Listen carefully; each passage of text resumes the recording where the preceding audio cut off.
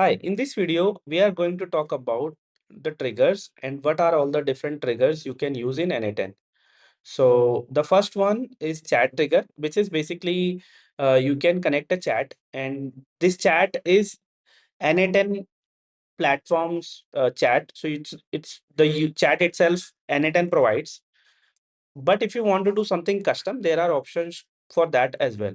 So I will explain you all the different triggers which are available and then how you can use it. So the trigger, now let's understand what exactly is a trigger. The trigger is when the workflow should fire or start, right?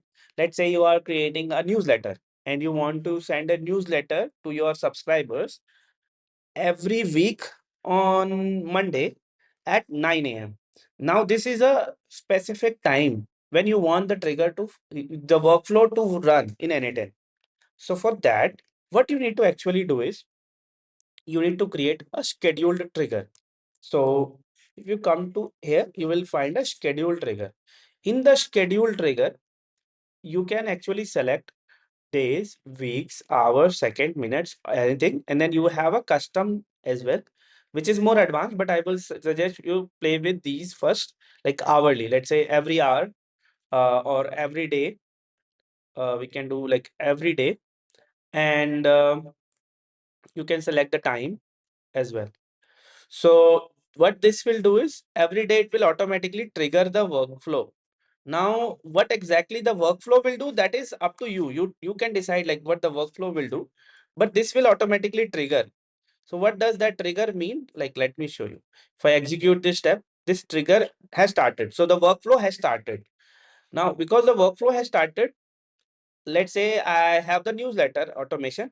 After this, that newsletter will be automatically sent to all the subscribers using MailChimp or whatever tool you are using. So this was the scheduled trigger. Now you would be like, you don't want to use this scheduled trigger. You want to, maybe you are building a custom application and you want to, or you have a Zapier, right? You have a Zapier, you want Zapier to trigger the workflow to set to do some like automation. Now in that case, you can also do one very good thing, very good feature of n8n, which is a webhook. So webhook is basically a communication method between the Zapier, for example, the Zapier server and n8n server. So whatever automation you already have in place in Zapier, you can link them through webhook, or you can link your custom app through webhook to n8n. Now, because of this trigger, you can pass on all the information from that server to this server. Now, let me give you the my example. Where I use webhook. I use webhook in custom softwares. Like, for instance, I created a lead generation software in which it was requiring me to send information from my app, like to the n8n, so that it can process all the task and give it back to my software again. So I used a webhook trigger to receive the information from other tools to n8n and then process it.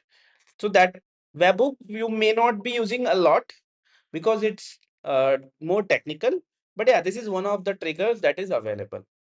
Now, let me explain you one interesting trigger possibility, which is there in n8n, and you will be using this quite a lot if you are building like a orchestration or an automation that depends on other automations as well.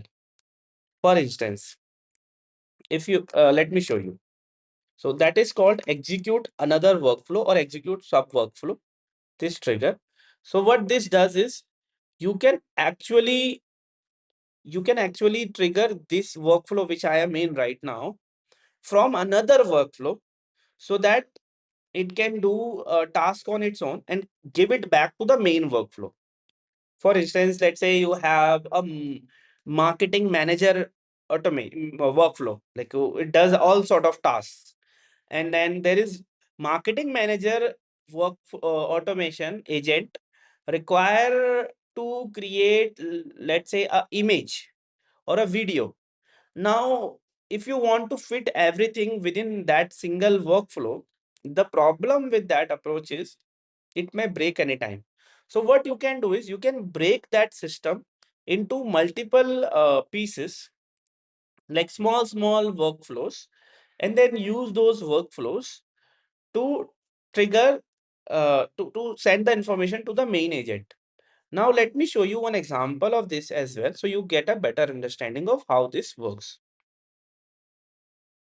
So this is a main automation which does a lot of marketing related tasks. Now here you can see the AI agent has a lot of different tools here. So these are tools, but in reality these tools are different workflows. So content writing tool, for instance. So this content writing tool is actually another workflow. So let me take you to the content writing workflow itself. And here you can see the workflow itself. The trigger here is execute by another workflow. So that's how this execute from another workflow trigger works. Apart from these, you can also use some common triggers as well, like for instance Telegram.